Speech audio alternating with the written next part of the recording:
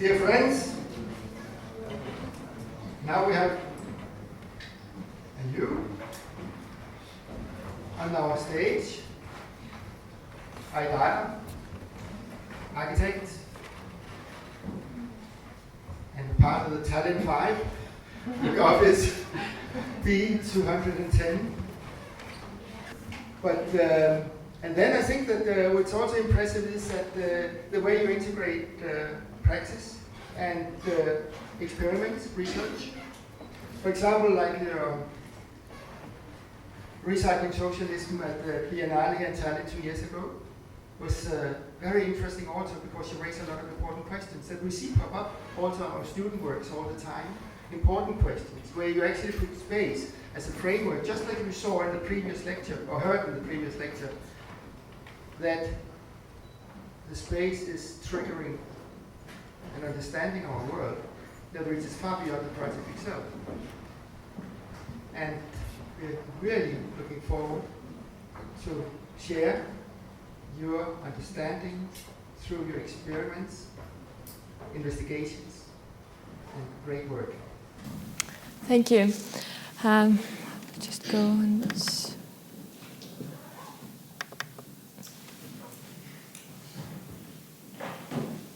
Yes, first of all, I would like to thank Tüüne and Urmo for inviting me. It's a pleasure to be in such a prominent company. Maybe just to mention in the beginning that actually I'm not showing my own work, but I thought because Tüüne sent such an interesting abstract, I thought I would do kind of an experiment myself as well. So my aim is to describe the housing circumstances currently in Estonia through my personal experience. So a little bit the same as the speaker before, but maybe now you can get the Estonian context. It's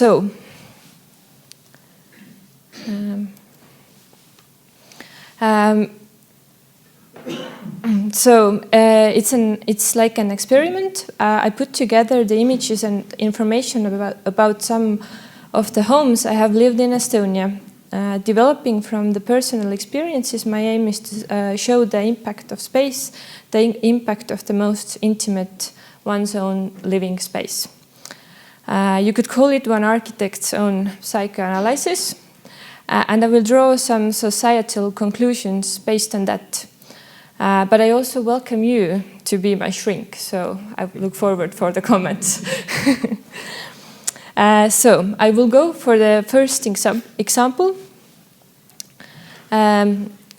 Shortly after my birth, we moved with my mother and father to what could be called Soviet suburbia. Although for a suburbia, it's quite near to the center. It's only like 2.5 kilometers from Central Square, the Freedom Square. We returned to this 1960s single-family house.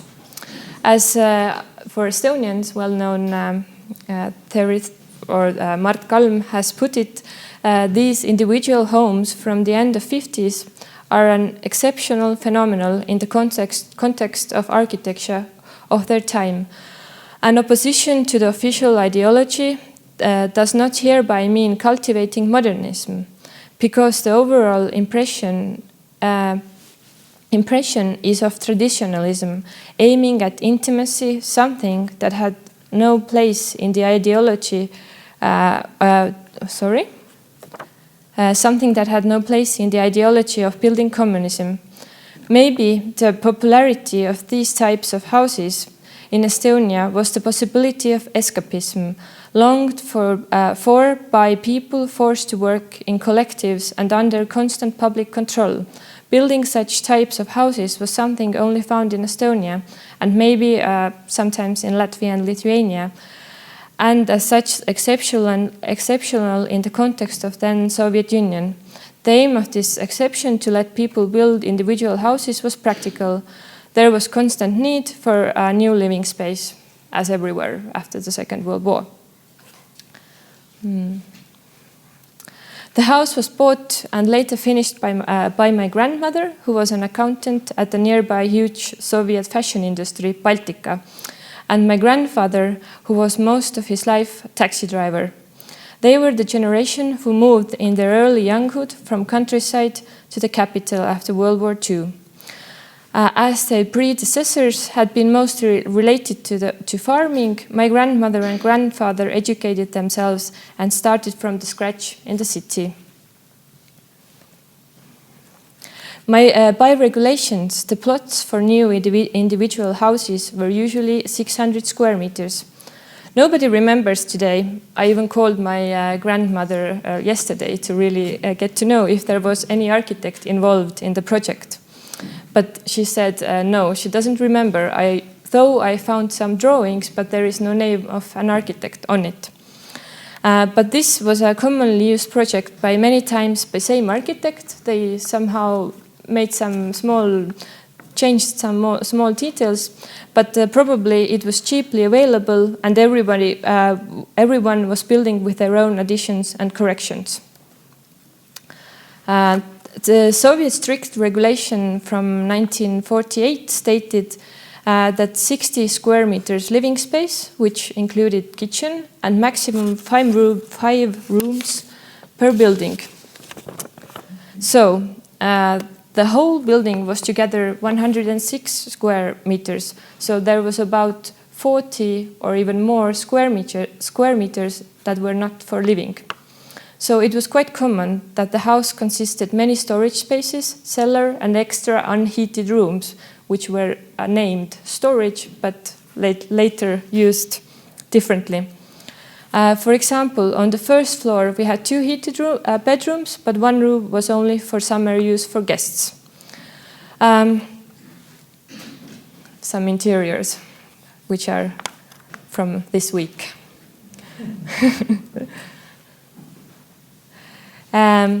I have nothing to complain on the layout and spatial quality, really. The organization and the layout of spaces works and has quite good proportions. As you can see from the picture, you can basically, on the ground floor, you can go around the bathroom and everything is connected. Well, there are a few disadvantages. As you can also see, there's a bathroom door. That the kitchen and bathroom are a bit small. There is no door to the back garden, but otherwise it's a good solution. The garden especially was a pure pleasure, even if the surrounding is a bit industrial. So there we lived in the end of 80s, beginning of 90s, 4 generations together. Me and my parents, grandmother and great-grandmother, who had abandoned her farm because of her old age. When great-grandmother died, my sister was born, and etc. So the house was full of life and bustling all the time. I felt very alone when I was the only one in the house. But now the house is only inhabited by one person, my father. This is a larger tendency. Young people move out who wants to live today with people older by a whole generation or even 2, like we did in the 90s then. This way, elderly people stay with the real estate, the thing they have, and they end up with loads of space to heat and take care. This is connected with a big difference in life expectancy. In Estonia, women's life expectancy is 80 years and men only 69. So that means only almost 11 years alone, maybe. Here are the drawings I found just to show. But I will go to a next example.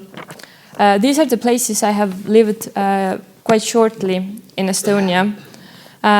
During the university years, I lived with my, at that time's boyfriend, parents-owned apartment in Viiralti Street. This is a building from the First Republic time, designed by well-known architect Herbert Johansson, built in 1930 for the posts and municipality workers. It was built as a cooperative. The 3 rooms apartment had again a good layout. There had been a maid's room, but this had been united with the kitchen. I can show from the... I'm sorry for the very pixelated plans, but behind the bathroom you can see the maid's room, and it was quite logical that to unite this kitchen and the maid's room to get the bigger kitchen. For me, the big difference was the absence of a usable courtyard. There was one, but it was turned completely into a parking lot. Covered with asphalt, there was no point going there. Though only 10 apartments in a staircase, there was no community sense.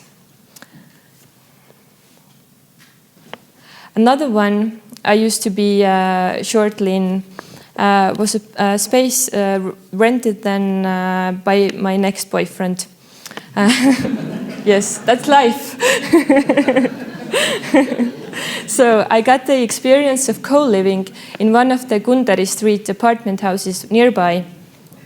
And this was built, I think, in the beginning of 40s. I think this was one of the houses that had a project maybe already in the end of 30s, but then was never finished or the construction didn't start. So yes, I think it was probably built in 1940s. The building is quite similar for its qualities. Parking lot in the backyard, 5-floor central staircase. But this apartment consisted of 4 large rooms and a kitchen. There were different people living in every room, and the kitchen was the only shared space. This kitchen with one window,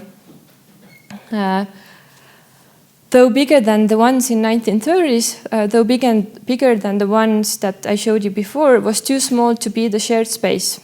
This made it hard to enjoy the positive side of co-living. There was no comfortable way to hang around, so the layout didn't match with the household typology. I will show you. Here you can see on the left the last building and then the Viiralti one before. So that was my experience with co-living, that you actually need some space to share something, that you don't feel that you have to get away from somebody because the space is too small to cook or so on. And then now the last example is the one that I'm living at the moment. So this is quite classical, maybe for people my age, is to live in Tallinn type of house. Maybe you saw some of these today. These are in wooden districts, basically around Old Town. This one is built in 1932 and designed by Saabelmann. The building was straight away built for rental apartments, which was a common business in 1920s and 30s. The apartment, only 30 square meters big, is very functional and diverse. It's refurbished, but even the tiny spaces are very usable. Here you can see the Kalamaja.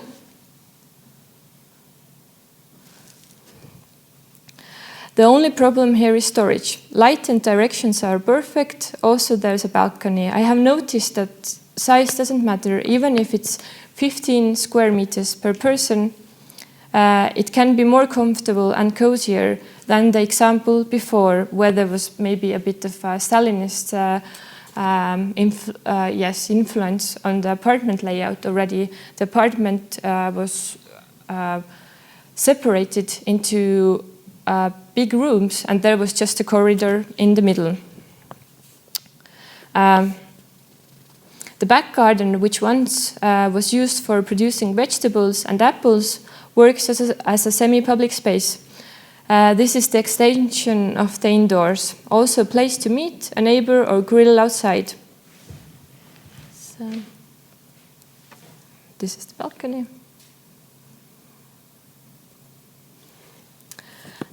So, for example, last summer, when we were sitting outside with our friends in the back garden, and it started to get a bit dark, and we thought, okay, we should maybe go inside and pack our things. All of a sudden, we hear a lady from the first floor she came to the window and saying, "No, no, no, please don't go. I will bring you another bottle of wine." It was a very, very interesting talk. And I didn't mind. So this is an example of kind of how the semi-public space works as an intimate in a way that I feel okay with having there only my friends, but also feeling that there is maybe not too many people who are overhearing our conversation.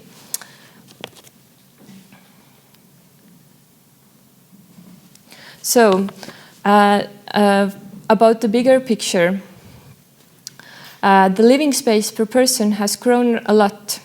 Now the average, which was after there was a survey throughout the whole Estonia in 2011, it was calculated that the average is 31.4.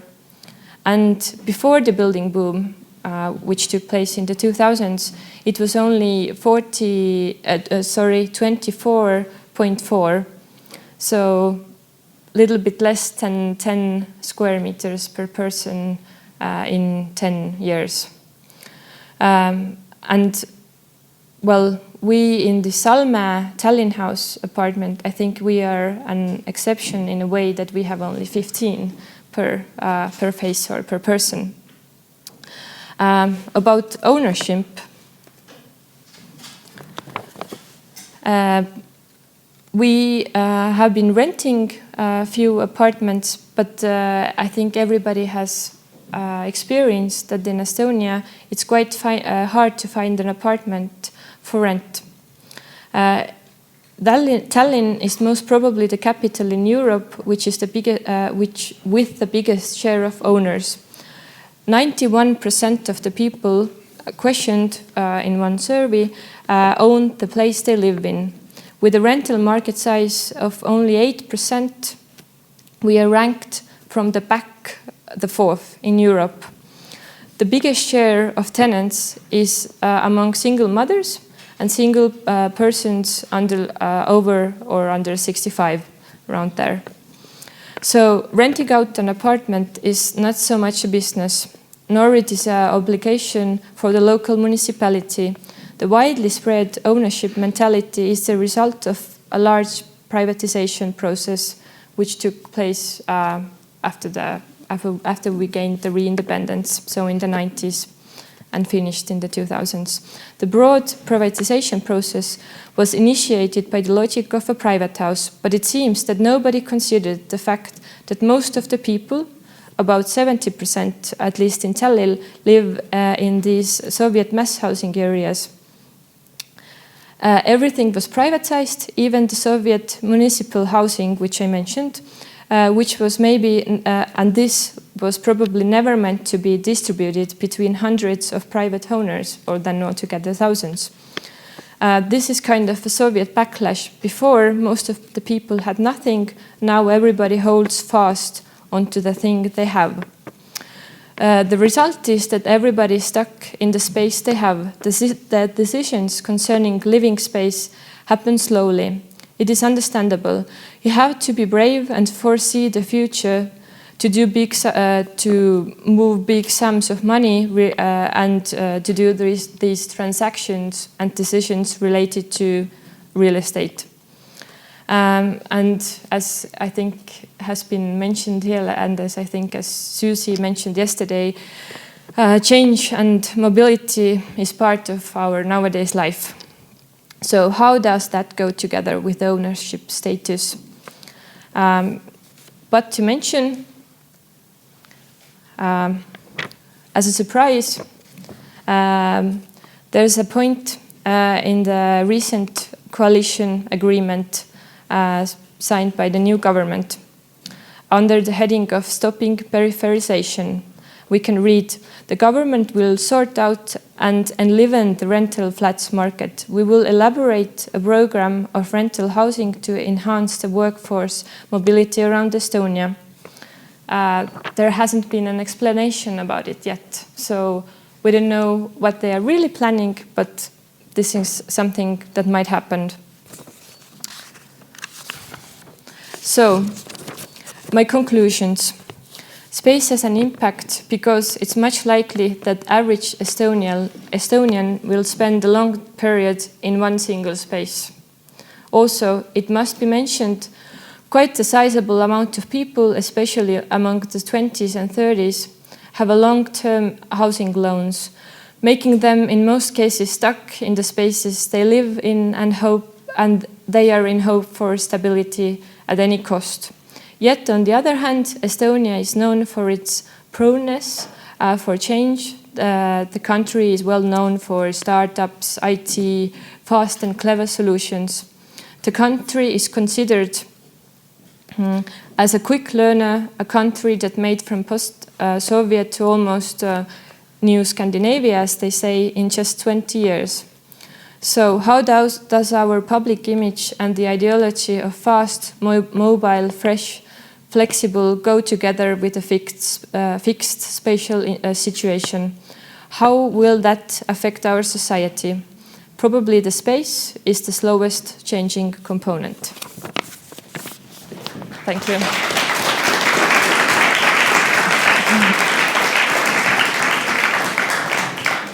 Thank you, Aet, for such a tour de force in recycling the stages of housing into current situations. I think you have a very important point again, and you can say this is not just Estonia that in a way suffering from petrifying the flexibility and the movability of the society. Also in the rest of Scandinavia, increasingly the governments are imposing new laws that will help financing a larger rental market, exactly for the same reason. Mm. So it's basically in the finance systems and the financial systems that are built up and controlled that this is the situation. But I think that it was such a nice continuation of the previous, because your starting point was the subjectivity of your experience spaces. And it was very moving. And I was wondering if you could maybe also draw a spatial conclusion about what kind of spaces are actually working well with so many different life situations, so many different times. Did you see a pattern in your experience that I was saying there were some spaces that were actually very, very good and you could imagine could take a lot of different I think the conclusion, or the very subjective conclusion for myself, was that actually these middle-class spaces work in a way that I think Tallinn, as a city of about 400,000 people, I think the density that we can see maybe in these wooden housing areas, maybe it's a bit too low in a way that the space per person is increasing, but in a way this 3-story buildings, etc., and having some kind of semi-private, semi-public space, I think it works. And it's kind of, for an architect, you don't want to be a part of the middle class. But at the same time, I think my very subjective conclusion would be that because I have never lived in the Soviet mass housing areas, I have never experienced how was it to move there with completely, I don't want to say random, but people that you maybe don't even share the culture at that time, then I'm quite open for these different typologies as well, like different housing typologies, because I don't have a very bad example. I have quite good examples. But I was puzzled about your childhood's home. Yes. And where you said that there was sizes imposed, could only be about how many square 60. meters? 60 square meters. And then there were all the other rooms Yes. labeled as storage space and so on. It is just like your garden. You can live very small, but if you have a nice tree outside your window, your small flat expands. Yes. And if the neighbor can hear what you say and come with a bottle of wine because you want to continue, it makes life worth living. Yes. And actually, yes, the 60 square meters, I mean, you can't really feel that it affected, besides that there are some rooms that are unheated because they couldn't be connected to the heating, otherwise the I don't know, officials who controlled it could say that it's a living space. But otherwise, I think the architects or whoever designed these were quite clever to find the best solution. I got an idea here because the Art Academy is going to move in now between Haberman's factory. And the government has said, well, not 60 square meters, but 12,000 square meters is going to be school.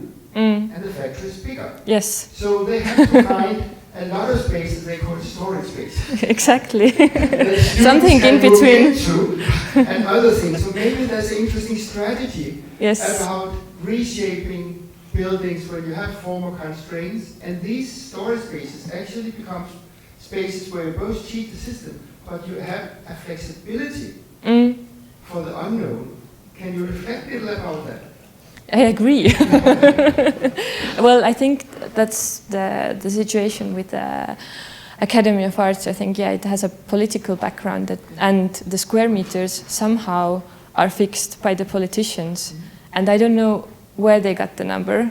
I personally don't know. And I don't know if they ever thought how big is the factory really. I think they just were putting some numbers in the Excel table, and then they were seeing like, okay, we can build so many square meters. Let's say that's the sum. You don't get more. But in a way, as we know, all these art schools and architecture schools, they are not, the main typology that usually the state is building, like the office spaces for a new, I don't know, ministry or something. So they should somehow get out of this Excel table and really think like, they can take the space and it can be as minimal as possible, and for sure it will be taken into use, I'm sure. And also the courtyard and everything. So it's just about time, or like question of time.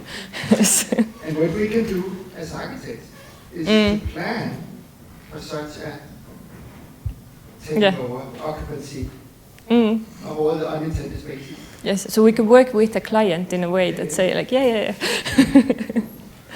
Yes. There should be a little time in the auditorium. If any of you have questions, try. I think is good, this one. I very much like your observation about the size of space. When you said that size doesn't matter and that there other parameters begin to be important. Can you point out in that specific case what the parameters are that make that smaller space feel comfortable? From the pictures? From the pictures, yes. Let me see. Can I go back? For example, that's a quite used thing that the kitchen is related, of course, to the living room, but that works very well. The kitchen working table is not too big, and it has windows towards two directions. And then, what I showed before. Then there is a table in the center, which is maybe not so good that I use it for working and eating, but it kind of works, that there is a sofa corner, which is for like laying and etc. But then the table is for working, and then the balcony, it's like even a gradient, that the balcony is a little bit more private than the garden. But if I want to go really to the garden, then I go from the balcony to the garden. I use this for maybe drinking coffee in the morning or reading a book. And then I put this picture of the corridor, which is not really a corridor, but this near a bedroom kind of connects to the corridor, and then the bathroom is also very small, and it's just like a tiny space that you go through, but you don't really feel the corridor. So there is really no door in the whole apartment, but the spaces are quite well connected. There is only the door for the bathroom. Can we see the plan?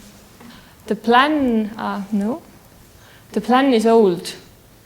So it doesn't. I was trying to figure out Yes. where is this in the land. Can I? Is there like a pointer? No, I can do it like this. This wall is here, and this wall is here, but this is not here. So the kitchen is here, and here is the balcony, basically. And then the bathroom is here, like this narrow space, and this is where you put the clothes when you come in, basically. I think it's maybe they have even, and there is no chimney or no stove here. So I think this is a floor plan from a floor down, because we are under the roof. So this is like, we have a balcony here. And it's really small. This is 5 meters. Yes. I think. Bigger on the photographs as well. Yes, and all my friends who have visited me, and then if they come back the second time, they're like, I didn't remember this apartment was so small. So the kind of how you remember the space is maybe the diversity, and you don't remember the scale really. Thank you. Yes.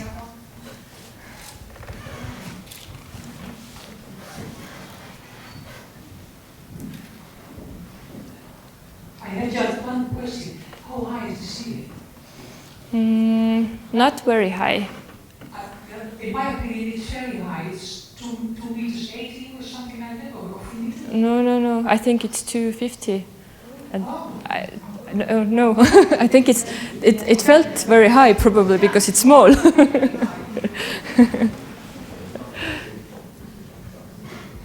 It's so nice now with memory and measurements. Yes.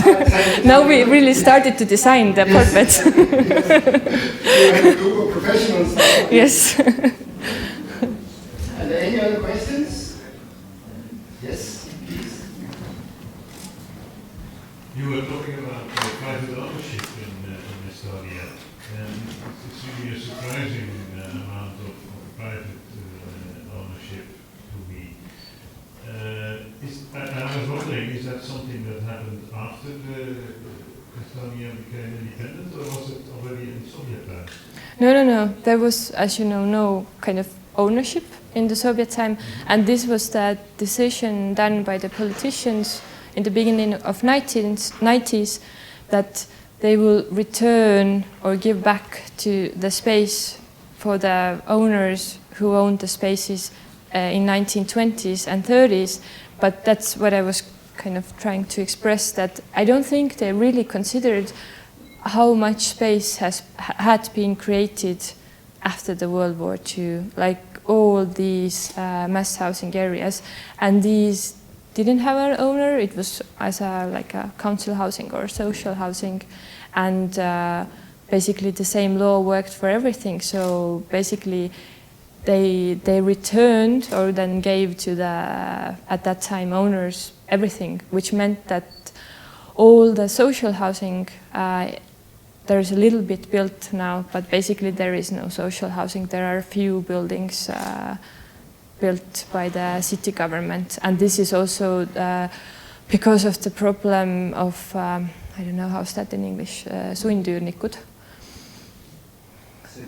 Sitting tenants, yeah, the sitting tenants who were in these places or living in these places. Maybe, for example, in this 1930s building, somebody was living there, but then in the 90s they found the right owner or the relatives of the owner. Then you were the sitting tenant, you had to leave, but where did you leave then if you didn't have any other real estate? Then the city built or transformed some of the real estate a little bit for this social housing, but otherwise there's a very small amount of social housing. But I can imagine that, as you say, a big part of the housing was built after the Second World War. So people bought that house basically from the state. Yes, it's a difficult process. It was related to EVP. It was like something you had gathered. Maybe somebody, later on, somebody who has gone through this process can really describe how did it work. I think I was too young to really understand this.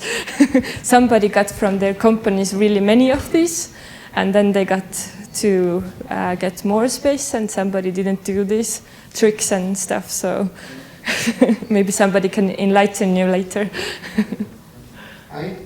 Yes. I think that there's a lot of unrest now on the seats up here because people want coffee. Yes. So do you think we should let them out and Yes, get a cup of coffee? Yes, But enjoy. but only if you're doing it fast and come in fast again, because we're 20 minutes late in the program. But before you're leaving, you give a big hand to Aet.